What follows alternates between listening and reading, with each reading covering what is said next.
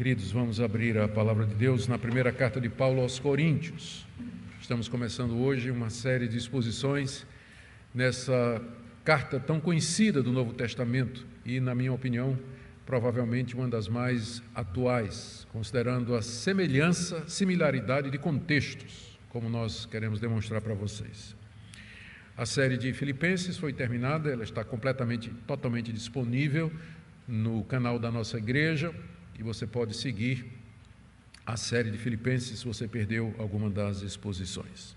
O nosso plano é cobrir toda a carta, nós vamos devagar, como sempre temos feito, não tão lento para não ficar chato, também não tão rápido para não ficar superficial, tentando achar aqui um meio termo em que a gente possa passar por toda a carta com um bom aprendizado e, ao mesmo tempo, sem se sentir monótono, não é? Sem se sentir monótono. Vamos, então, hoje para a introdução da carta, capítulo 1, verso 1 até o verso 9. Primeira carta de Paulo aos Coríntios, capítulo 1, do verso 1 até o verso 9.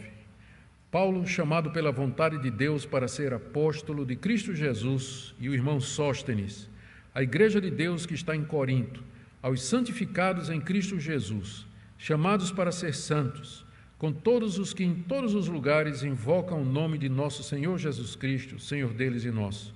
Que a graça e a paz de Deus, nosso Pai, e do Senhor Jesus Cristo estejam com vocês. Sempre dou graças ao meu Deus por vocês, por causa da graça de Deus que foi dada a vocês em Cristo Jesus. Porque em tudo vocês foram enriquecidos nele, em toda palavra e em todo conhecimento, assim como o testemunho de Cristo tem sido confirmado em vocês, de maneira que não lhes falta nenhum dom, enquanto aguardam a revelação de nosso Senhor Jesus Cristo. Ele também os confirmará até o fim, para que vocês sejam irrepreensíveis no dia de nosso Senhor Jesus Cristo.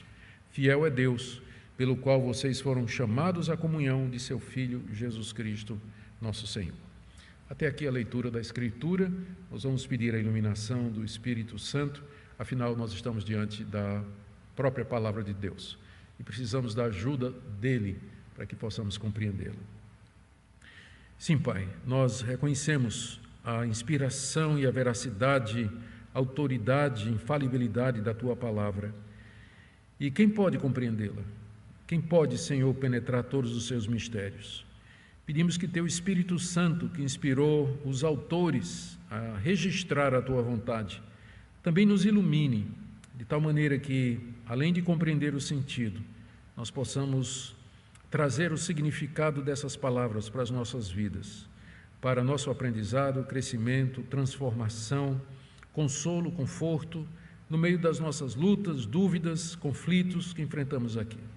Ouve a nossa oração, é o que pedimos em nome de Jesus. Amém. Muito bem, queridos. A igreja de Corinto é provavelmente a igreja mais complicada do Novo Testamento. Pode ter havido outra, mas das que se encontram mencionadas no Novo Testamento, com certeza é a igreja que mais deu problemas, é a igreja que apresenta um número maior de complicações. E essas complicações estavam relacionadas à área de liderança, havia problema nessa área, à área de relacionamentos entre os coríntios, por várias questões que nós iremos ver, o conceito de espiritualidade que acabava influenciando outras áreas e complicando também, e muitos problemas relacionados com o culto. E notem que foi Paulo que fundou essa igreja. Então, antes de você colocar a culpa da igreja no pastor, lembre que igrejas como essa tiveram o melhor dos pastores e eram mais complicadas do que a igreja que você frequenta. Então, nem sempre a culpa é do pastor. Às vezes é, mas nem sempre. Às vezes tem igreja complicada mesmo. Não importa quem tenha sido o obreiro, quem tenha sido o pastor, alguma coisa, da mesma forma que tem cristãos que são complicados, o mesmo se aplica a igrejas. Igrejas têm seu próprio perfil, sua própria identidade, elas divergem, e algumas delas, infelizmente, têm problemas e dificuldades. Corinto, sem dúvida, era uma delas, apesar de ter sido fundada pelo próprio apóstolo Paulo. A maneira como Paulo tratou os problemas dessa igreja é um paradigma para nós hoje, uma vez que nós lidamos com igrejas com problemas semelhantes. O amor de Paulo, a sua paciência, a sua capacidade de entender os problemas práticos e perceber os princípios teológicos que poderiam ser aplicados ali é impressionante. E por todos esses motivos, essa carta e o tratamento que Paulo dá aos problemas da igreja é paradigmático, ele é emblemático para nós hoje, especialmente aqueles que estão na liderança. Não quer dizer que aqueles que não estão na liderança não possam aprender. Com certeza nós veremos que aqui tem lição para todo mundo, né? Quem está do lado de cá do púlpito e para quem está do lado de lá do púlpito também. Paulo fundou essa igreja na sua primeira visita à cidade de Corinto, que aconteceu durante a segunda viagem missionária. Se você quiser depois dar uma olhadinha, a fundação da igreja está em Atos, capítulo 18, do verso 1 até o verso 18. Passado algum tempo em Corinto, como era do seu costume, Paulo segue para plantar igrejas em outros lugares. Afinal, ele foi chamado para isso, para espalhar o evangelho por todo o Império Romano no meio dos gentios. Alguns anos depois, quando ele estava em Éfeso, durante a sua terceira viagem, ele recebe informações de diversas fontes a respeito da situação da igreja de Corinto. A situação havia se deteriorado, havia se complicado, Paulo já tinha tido informações anteriores, já tinha escrito uma primeira carta para eles, na verdade uma carta que tratava de um problema, ao que parece em particular. Essa carta não foi preservada, não está no cânon, mas agora parece que a coisa azedou, o caldo entornou. E as informações chegaram para ele, primeiro através dos membros de uma família da igreja, cuja matriarca era uma mulher chamada Chloe, e ela é mencionada aqui no capítulo 1, no verso 11.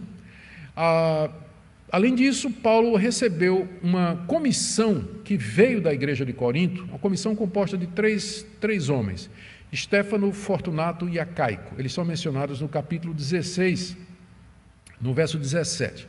Eles foram lá em Éfeso, trazendo notícias da igreja para o apóstolo Paulo. Eles traziam uma carta com perguntas dos membros da igreja para o apóstolo Paulo e uma oferta para ajudar Paulo no seu ministério lá em Éfeso. Então, através dessas duas fontes, a família de Chloe e a comissão que veio da própria igreja, Paulo ficou a par dos problemas graves que estavam perturbando a paz daquela igreja.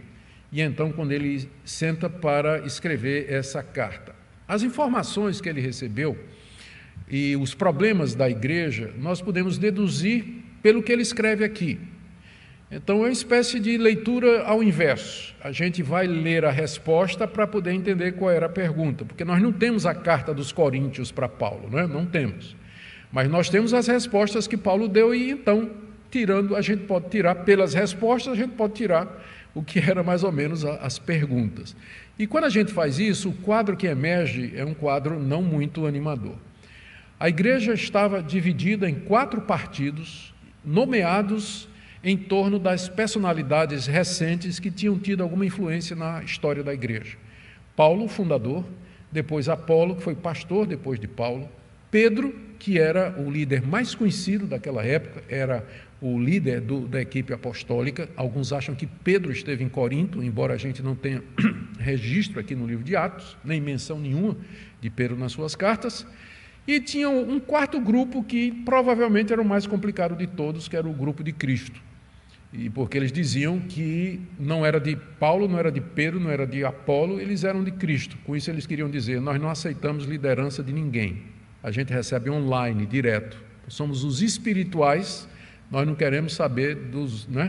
Vocês é que seguem homens, eu não sigo doutrina de homens. Parece familiar? Então é muito antigo isso, é muito antigo. Então, e na verdade, ao dizer isso, dizer assim, nós não somos de grupo nenhum, acabava formando o quarto grupo, Acabava formando o quarto grupo. Então, a igreja de Corinto estava dividida em 4 grupos. E é o assunto dos capítulos 1, 2, 3 e 4, que nós começaremos a ver na próxima segunda-feira. Hoje, a introdução apenas. Mas havia esse grave problema de divisão que Paulo procura sanar.